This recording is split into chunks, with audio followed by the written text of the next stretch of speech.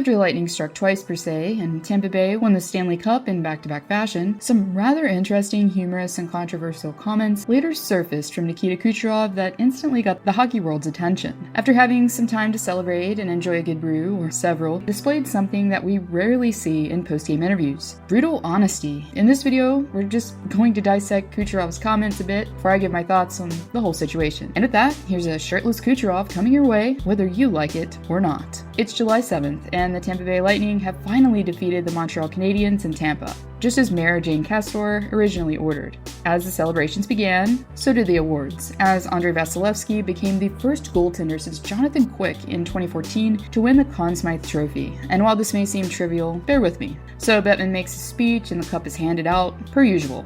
But what's not so usual is what takes place after the players hit the showers, as in what the Athletics reporter Joe Smith viewed as he watched Kucherov enter the media's arena was probably not what he was expecting. Shirtless, with beer in hand, number 88 was clearly not sober in the least. The exuberant Kucherov displayed the most excitement and anticipation for the interview than most have probably ever seen. "Joe, let's hear it," he bellowed while clapping his hands. After talking about the win briefly, then the forward decided that he was going to give his opinions on the Vezina recipients for the past few seasons, while saying, "Vazzy was outstanding, MVP.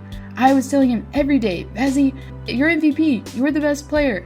And then they gave it to whatever the guy in Vegas is the Vezina. Last year they gave the Vezina to someone else. Number one BS. Number one BS. Vazzy took both cups. He took MVP. I kept telling him he's the MVP. He's the best. And then he went on to express his annoyance when it came to Montreal fans after Game 4, while saying, "I didn't want to go back to Montreal, but the fans in Montreal acted like they won the Stanley Cup last game. Are you kidding me? Are you kidding me? Their final was last series." So obviously in today's day and age, comments like these weren't overlooked in the slightest on social media, as the interviews seemed to cause the majority of consumers to pick a side. Either Kucherov was wrong in saying these words, or he wasn't. Former players, media members, almost everyone felt compelled to voice their opinions on the single press conference that sparked so much chaos. Here's my take on the whole thing. Initially, I felt like some probably still feel while watching this. First, surprised, as in, we never see this type of interview in the league. I mean, usually the answers in the post-game are seemingly robotic, unless on rare occasion, like Nathan MacKinnon,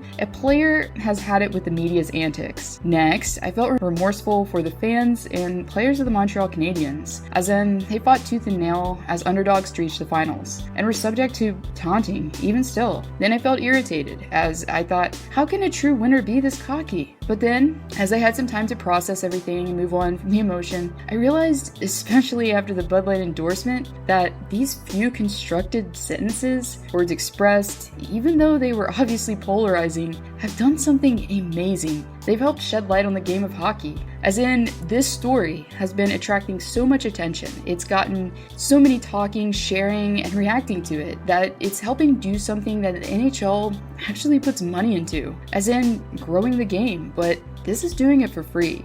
So objectively for me personally, even though I'm sure I'd be temporarily bitter if my team lost in the finals, and this happened, the real benefit behind this would eventually cross my mind, maybe months later in that case, because I'm a removed bystander, but even still, we want to see personality expressed, and guys to be themselves. Yes, maybe some act like cocky winners, but it's them, it's who they are, unmasked, without holding back. Hey, maybe Cooch could teach McDavid a thing or two this offseason. Anyways, aside from all of this, there were two deserving, worthy teams that made it to the Stanley Cup Finals. One of them won, and an intoxicated guy decided to celebrate. While we all try to form our own takes and perspectives and call them right with no dispute, those are facts regardless of how we interpret them. Congratulations to the Tampa Bay Lightning, the Stanley Cup champs of 2021.